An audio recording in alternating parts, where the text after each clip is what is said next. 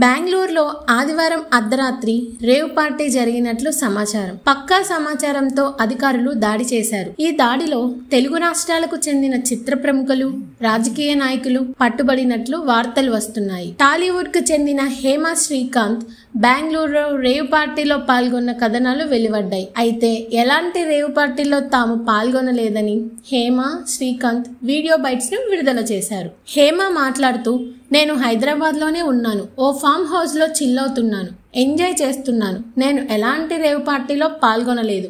అదంతా fake news, ఎవరూ నమ్మొద్దు అన్నారు. అయితే వీడియో విడుదల తర్వాత ఆమె మీద అనుమానాలు మరింత పెరిగాయి. వీడియోలో ఉన్న డ్రెస్ లోనే హేమ రేవ్ పార్టీలో పాల్గొన్నారని, బెంగళూరులోనే ఉన్న హేమ ఓ ఫామ్ హౌస్ లో వీడియో చేసి హైదరాబాద్ లో ఉన్నట్లు బుకాయిస్తుంది అంటూ అధికారులు వాదిస్తున్నారని సమాచారం.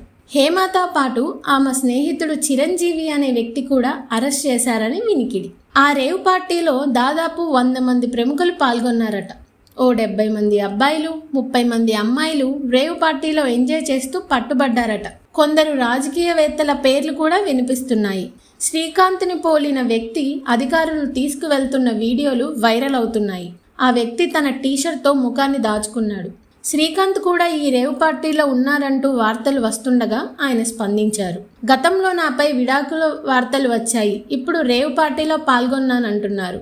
ఇదంతా అవాస్తవం. నేను హైదరాబాద్లోనే నా నివాసంలోనే ఉన్నాను. నన్ను పోలిన ఆ వ్యక్తి ఎవరో తెలీదు. నేను ఏ పార్టీలకు వెళ్లే అలవాటు నాకు లేదు. వెళ్ళినా కూడా గంట అరగంటలో ఇంటికి వచ్చేస్తాను. ఈ రేవ్ పార్టీ అంటే ఏమిటో కూడా నాకు తెలీదు అని శ్రీకాంత్ అన్నారు. బెంగళూరు రేవ్ పార్టీలో పాల్గొన్న తెలుగు రాష్ట్ర ప్రముఖులు ఎవరో తెలియాల్సి ఉంది.